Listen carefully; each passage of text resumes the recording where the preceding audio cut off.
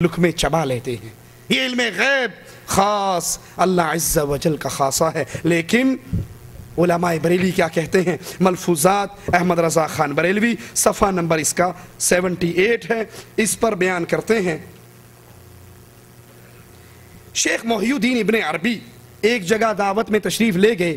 آپ نے دیکھا یہ لڑکا کھانا کھا رہا ہے، کھانا کھاتے کھاتے اچانک رونے لگا۔ وجہ دریافت کرنے پر کہا میری ماں کو جہنم کا حکم ہو گیا ہے، وہ جہنم کی طرف جا رہی ہے۔ لا حول ولا قوت الا باللہ، میری ماں جہنم میں جا رہی ہے، فرشتے لے جا رہے ہیں۔ یہ لڑکا اس شہر میں مشہور تھا کہ اس کو کشف ہوتا ہے۔ شیخ اکبر محی الدین ابن عربی کے پاس 70,000 مرتبہ کلمہ شریف پڑھا ہوا تھا، سٹاک تھا ان کے پاس۔ انہوں نے دل ہی دل میں اس کی ماں کو بلٹی کر دیا۔ بلٹی سمجھتے ہو نا، ٹرین سے حیدرآباد سے سامان ڈالا، بمبئی میں چھڑا لیا، اس نے بھی بلٹی کر دیا اور اس کی خبر کسی کو نہیں دی۔ دل میں بلٹی کیا، احسال ثواب کیا۔ وہ لڑکا ٹھٹھا مار کے ہنسنے لگ گیا اور کہا، پیر صاحب نے پوچھا تیرے ہنسنے کا سبب کیا ہے؟ کہا اب میری ماں کو فرشتے جنت کی طرف لے جا رہے ہیں۔ یہ اس کو بریلی میں بیٹھے بیٹھے کیسے پتہ لگ گیا میری ماں جنت میں جا رہی ہے یا جہنم میں؟ یہ غیب کی خبر اس کو کس نے بتا دی؟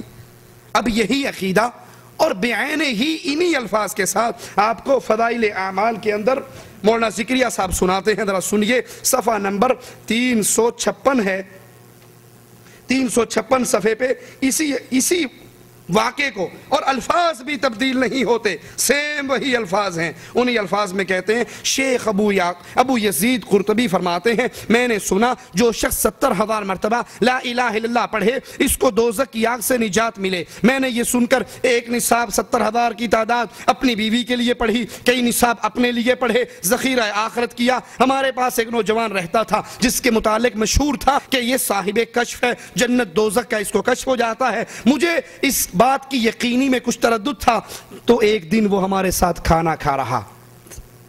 خان صاحب نے بھی یہی سنایا نا، شیخ صاحب بھی یہی سنا رہے ہیں۔ کھانا کھاتے کھاتے اچانک چیخ مار کے رونے لگا، سانس پھول گئی۔ میں نے کہا کیا ہوا؟ کہا میری ماں دوزخ میں جل رہی ہے۔ وہ بھی لے کر جا رہے تھے، پچھلا سین تھا، یہ اگلے والا سین ہے، پہنچ گئی تھی۔ وہ طارق جمیل صاحب بیان کرتے ہیں ایک سیدزادی کا قصہ، کہتے ہیں ایک سیدزادی تھی، خامن مر گیا، وہ بیچاری رلتی پلتی فاقے ہو گئے، تو ایک دن ہجرت کر کے خراسان چلی گئی۔ والی خراسان کے پاس جا کر کہنے لگی سیدزادی ہوں، اولاد رسول ہوں، بھوکی ہوں، بچوں کی رہائش لگا یہاں ہر دوسرا آدمی کہتا میں آل رسول ہوں۔ وہ پریشان ہوئی، کسی نے کہا وہ جو پارسی ہے نا آتش پرست بڑا سخی ہے، اس کے پاس چلی جا۔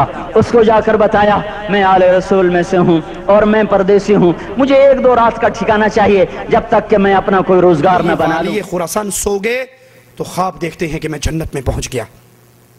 ایک بہت خوبصورت قصر ہے، محل ہے، اس کے سامنے کھڑا ہوں اور اس کے دروازے پر رسول اللہ صلی اللہ علیہ وسلم کھڑے۔ میں نے پوچھا اللہ کے نبی یہ محل کس کا؟ کہا ایک مسلمان کا۔ کہا میں بھی تو مسلمان ہوں یا رسول اللہ صلی اللہ علیہ وسلم۔ کہا تو گواہ لے کر آ کہ تو مسلمان ہے؟ رات میری بیٹی تیرے پاس آئی تھی اور تجھ سے کھانا مانگا تھا، تو نے کہا تھا سیدزادی ہونے پر گواہی لے کر آ، اب تو مسلمان ہونے پر گواہی لے کے آ۔ یہ ہڑبڑا کر اٹھا کہ تو بڑا ظلم ہو گیا۔ لوگوں سے پوچھا وہ عورت کہاں گئی؟ کہا پارسی کے گھر۔ صبح جا کے دھم دھم اس کا دروازہ پیٹا، وہ باہر نکلا۔ کہا جو مانگتا ہے مانگ لے، یہ مجھے واپس کر دے، یہ خانوادہ رسول مجھے دے دے۔ کہا حضرت بن دیکھے سودا کر لیتا، لیکن اب دیکھ چکا ہوں، اب سودا نہیں ہو سکتا۔ کہا کیا مطلب؟ کہا جو خواب آپ دیکھ رہے تھے وہی میں دیکھ رہا تھا۔ دونوں سین اکٹھے چل رہے ہیں، بلیوٹوتھ ہے پرانا، آپ کے جوال میں آج آیا، یہ پرانا بلیوٹوتھ ہے۔ جو خواب تم دیکھ رہے تھے وہی میں اچھا اس نے بتایا نہیں کہ میں نے خواب دیکھا ہے، اس نے بتایا نہیں کہ میں نے خواب دیکھا ہے، یہ صرف خاندان مانگنے آیا۔ کہا جو خواب تم دیکھ رہے تھے وہی خواب تو میں بھی دیکھ رہا تھا۔ کہا پھر؟ کہا جب اللہ کے نبی تجھے دھتکار چکے تھے کہ جا مسلمان ہونے کی گواہی لے کر آ، اس وقت اللہ کے نبی نے مجھے آگے کیا اور کہا تو نے میری بیٹی کو حفاظت دی، گھر دیا، کھانا دیا، آ اس محل کے اندر داخل ہو جا، یہ تیرا گھر ہے۔ رات تک میں پارسی تھا، صبح میں مسلمان ہو گیا ہے۔ تو خان صاحب پچھلا سین بیان کر رہے ہیں کہ ماں جہنم میں لے کر جائی جا رہی، اور شیخ صاحب اگلا سین بیان کر رہے ہیں کہ وہ جہنم میں جل رہی تھی۔ تو انہوں نے دل ہی دل کے اندر وہ ایک نصاب 70,000 کا پڑا ہوا اس کی ماں کو بلٹی کر دیا تو فوراً ٹھٹھا مار کے ہنس پڑے. کہا چچا میری ماں کو دوزخ کے عذاب سے ہٹا دیا گیا ہے، وہ جنت کی طرف جا رہی ہے. یہی عقیدہ علم غیب کا کہ ہمارے پیروں کو، ہمارے بزرگوں کو، ہمارے بڑوں کو اس دنیا میں رہتے ہوئے ساری باتوں کا علم ہو جاتا ہے. جنت جہنم ان کے سامنے، کائنات کو اپنے ناخن کے اس انگوٹھے میں دیکھتے ہیں. ہر چیز کا انہیں علم ہے، جو ہونا ہے اس کا بھی علم ہے، جو ہو چکا ہے اس کا بھی علم ہے، جو ہونے والا ہے اس کا بھی علم ہے. اور رسول اللہ صلی اللہ علیہ وسلم کے پاس 70 قاری مانگ کے لے جانے والے لے جاتے ہیں، انہیں شہید کر دیا جاتا ہے. تو نبی کو یہ علم غیب کیوں نہ ہوا؟ لا حول ولا قوة الا باللہ. قرآن حکیم کی اس آیت پہ غور کیجئے. انک لا تسمع الموتى ولا تسمع الصم الدعاء اذا ولوا مدبرین. اے نبی کریم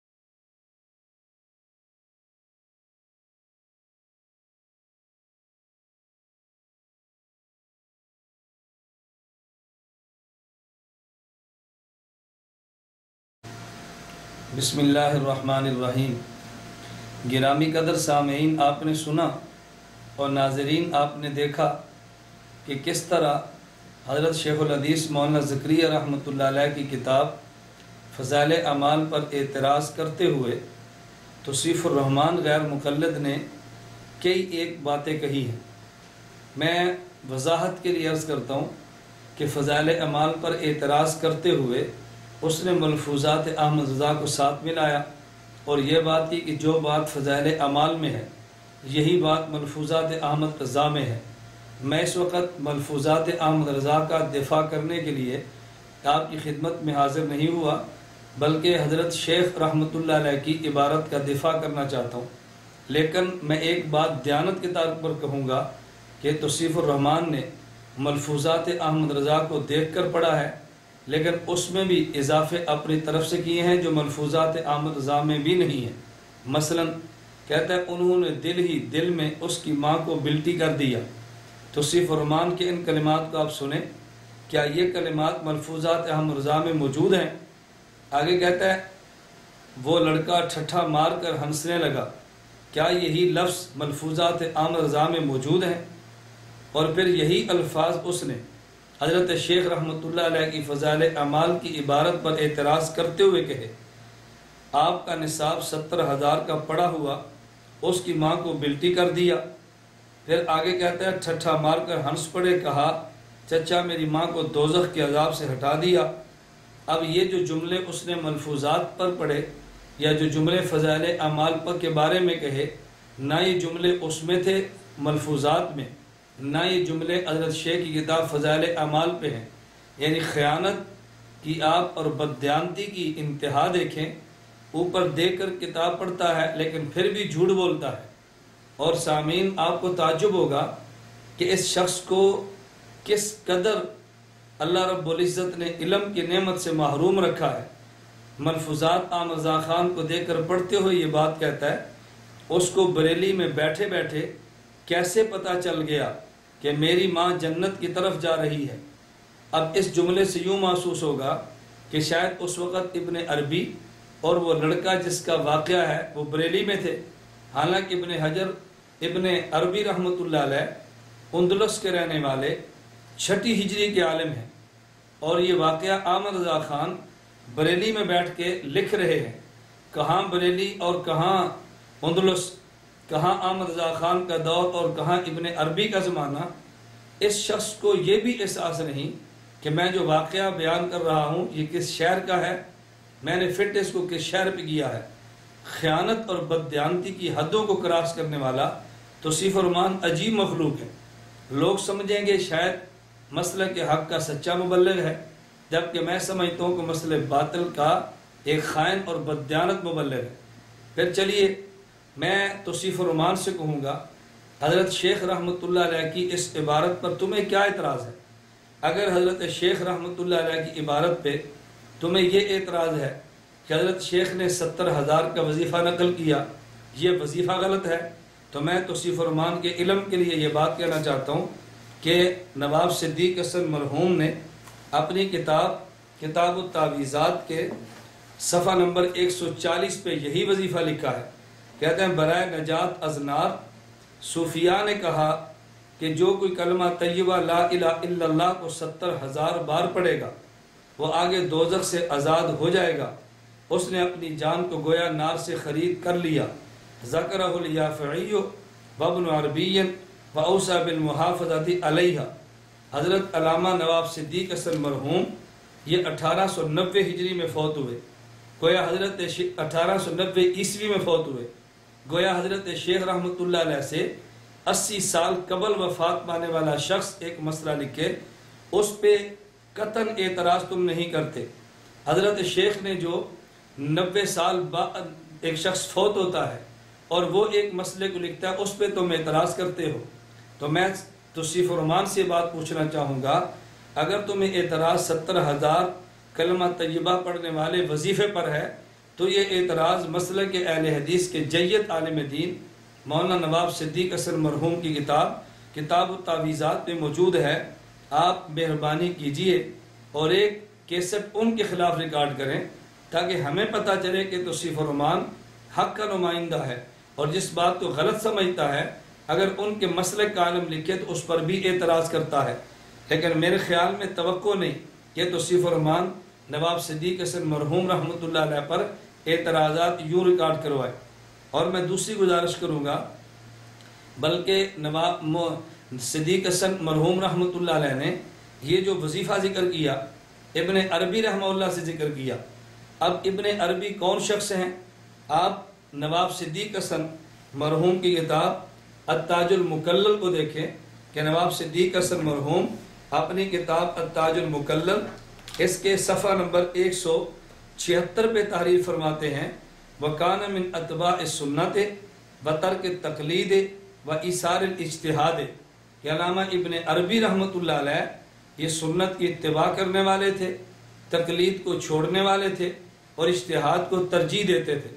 گویا علامہ ابن عربی نے یہ بات تحریر فرمائی کہ یہ علامہ نواب صدیق حسن نے التاج المکلل میں یہ بات تحریر فرمائی کہ علامہ ابن عربی یہ مسلکن تقلید کی بجائے اجتہاد کو ترجیح دیتے۔ تو ایک شخص جو مسلک اہل حدیث کا نمائندہ ہے، وظیفہ دینے والا بھی وہ اور وظیفہ نقل کرنے والا بھی وہ۔ اور علامہ وحید الزمان اپنی کتاب ہدیۃ المہدی جو اس وقت میرے ہاتھ میں موجود ہے، اس کتاب ہدیۃ المہدی کے علامہ وحید الزمان صفحہ نمبر 51 پہ تحریر کرتے ہیں، علامہ ابن تیمیہ، حافظ ابن قیم، علامہ تفتازانی کو ایک بات کی وضاحت کرنے کے لیے کہتے ہیں وَلَوْ نَظَرُوا فِي الْفُتُوحَاتِ لَعَرِفُوا أَنَّ الشَّيْخَ رحمہ اللہ من اہل الحدیث اصولا وفروعا ومن اشد الرادین علی ارباب التقلید۔ اگر علامہ ابن تیمیہ، حافظ ابن قیم اور علامہ تفتازانی حضرت شیخ ابن عربی کی کتاب فتوحات میں غور فرماتے تو وہ اس بات کو پہچان لیتے کہ شیخ ابن عربی اہل حدیث تھے اصولاً بھی اور فروعاً بھی، اور وہ تقلید والوں پہ رد کرنے والوں میں بہت سخت تھے۔ تو علامہ وحید الزمان بھی حضرت ابن عربی رحمۃ اللہ علیہ کو مسلکاً اہل حدیث قرار دیتے ہیں۔ علامہ نواب صدیق حسن اپنی کتاب التاج المکلل میں بھی ابن عربی رحمۃ اللہ علیہ کو تقلید چھوڑنے والے اور اجتہاد کو ترجیح دینے والے قرار دیتے ہیں۔ 70,000 کا وظیفہ جو حضرت شیخ نے نقل کیا تمہیں اعتراض ہے، یہی وظیفہ تاج الدین، یہی وظیفہ نواب صدیق حسن مرحوم نے کتاب التعویذات اپنی کتاب میں نقل کیا تمہیں کوئی اعتراض نہیں، اور یہی وظیفہ جو ابن عربی نے دیا ہے، ابن عربی مسلکاً اہل حدیث جو علامہ وحید الزمان نے بھی لکھا، نواب صدیق حسن خان صاحب نے بھی لکھا، تو تمہیں مسلکاً اہل حدیث عالم پر تو کم از کم اعتراض نہ کرنا چاہیے تھا۔ اور اگر تم نے حضرت شیخ پر اعتراض کرنا تھا تو تم اعتراض یوں کرتے کہ جس بات کی میں تردید کرتا ہوں اس وظیفے کو دینے والے بھی مسلکاً اہل حدیث عالم ہیں، اس کو نقل کرنے والے بھی اہل حدیث عالم ہیں، تاکہ عوام کے سامنے بات مکمل آتی کہ تم نظریے کی تردید کرتے ہو اگرچہ اس نظریے کا قائل اہل حدیث عالم ہو، لیکن تم نے ان اہل حدیث علماء کا نام لیے بغیر محض حضرت شیخ کی فضائل اعمال پر اعتراض کیا ہے، جس سے میں یہ بات کہنے میں یقیناً حق بجانب ہوں کہ تمہیں اس وظیفے یا مسئلے پر اعتراض کی بجائے حضرت شیخ کی ذات گرامی پر اعتراض ہے۔ اور میں توصیف الرحمان سے یہ بات پوچھنا چاہتا ہوں، اگر تمہیں اعتراض یہ ہے کہ حضرت شیخ رحمۃ اللہ علیہ نے یہ جو واقعہ ابن عربی اور اس نوجوان کا نقل کیا ہے کہ نوجوان کو کشف کے ذریعے پتہ چلا کہ ان کی والدہ جہنم کی طرف جا رہی ہے، اور ابن عربی رحمۃ اللہ علیہ نے پوچھا تو 70,000 کا کلمہ طیبہ والا نصاب اس کی ماں کو جب اصال ثواب کیا تو اس لڑکے نے حالت کشف میں دیکھا کہ ان کی والدہ کو اللہ رب العزت نے جہنم سے آزاد دلا کے جنت کی طرف پہنچا دیا ہے۔ اگر اعتراض اس پر ہے کہ دل کی بات کا علم کیسے ہوا، تو میں گزارش کروں گا یہی اسی قسم کا بعین ہی واقعہ علامہ نواب صدیق حسن مرحوم نے اپنی کتاب التاج المکلم صفحہ نمبر 218 پہ نقل کیا ہے۔ حضرت امام جیانی عبداللہ بن ابو الحسن کے بارے میں کہتے ہیں ابن نجار نے فرمایا وَكَانَ يَوْمَ يَتَكَلَّمُ فِي الْإِخْلَاصِ وَكَانَ يَوْمَ يَتَكَلَّمُ فِي الْإِخْلَاصِ وَالرِّيَاءِ وَالْعُجْبِ، ایک دن حضرت امام جیانی رحمۃ اللہ علیہ اخلاص، ریا اور عجب پر گفتگو فرما رہے تھے۔ فَالْتَفَتَ وَأَنَا حَاضِرٌ فِي الْمَجْلِسِ، میں ان کی مجلس میں موجود تھا۔ فَخَطَرَ فِي نَفْسِي كَيْفَ الْخَلَاصُ مِنَ الْعُجْبِ، میرے دل میں خیال آیا، میں نے دل میں یہ سوچا، میرے دل میں خیال آیا کہ عجب سے کیسے بچا جا سکتا ہے۔ فَالْتَفَتَ إِلَيَّ، حضرت میری طرف متوجہ ہوئے اور فرمایا اِذَا رَأَيْتَ الْأَشْيَاءَ مِنَ اللَّهِ وَأَنَّهُ قَدْ وَفَّقَكَ لِعَمَلِ الْخَيْرِ لِلْخَيْرِ وَأَخْرَجْتَ نَفْسَكَ مِنَ الْبَيْنِ سَلَّمْتَ مِنَ الْعُجْبِ، حضرت نے فوراً مجھے یہ بات ارشاد فرمائی۔ تو حضرت ابن نجار فرماتا ہے میرے دل میں خیال آیا، میں نے ذکر بھی نہیں کیا، میں نے زبان کو بھی نہیں ہلایا، شیخ کی خدمت میں پیش بھی اپنا واقعہ اور دل کا خیال نہیں کیا، تو انہوں نے میری بات کو پہچان کر یوں فرما دیا۔ اب عجیب بات یہ ہے اگر اس لڑکے کو کشف ہو تو اس پر اعتراض ہے، اور اگر یہی بات نواب صدیق حسن بینی اس جیسی بات نقل کریں اس پر تمہیں اعتراض کیوں نہیں؟ میرے گزارش کرنے کا مقصد یہ ہے اگر حضرت شیخ کی عبارات میں تمہیں اعتراض 70,000 کے وظیفے پر ہے تو نواب صدیق حسن خان نے رحمۃ اللہ علیہ اپنی کتاب التعویذات میں نقل کیا ہے۔ اگر تمہیں اعتراض ابن عربی کی ذات پر ہے، علامہ ابن عربی مسلکن اہل حدیث تھے جس کو علامہ وحید الزمان ہدیت المہدی میں نواب صدیق حسن نے تاج المکلل میں ذکر کیا ہے، اور اگر تمہیں شبہ اس سے ہے کہ دل کی بات کا کشفاً پتہ چل جانا علم غیب ہے، تو میں نے اس جیسا واقعہ علامہ نواب صدیق حسن نے تاج المکلل میں ذکر کیا ہے، اس پہ بھی آپ فتویٰ لگائیں اور بددیانتی سے قوم کو بچائیں اور خود بچنے کی کوشش کریں۔ اللہ رب العزت ہمیں راہ راست پر، صراط مستقیم پر اور خیانت اور بددیانتی کے رستے سے بچتے ہوئے اتباع حق کرنے کی توفیق عطا فرمائے۔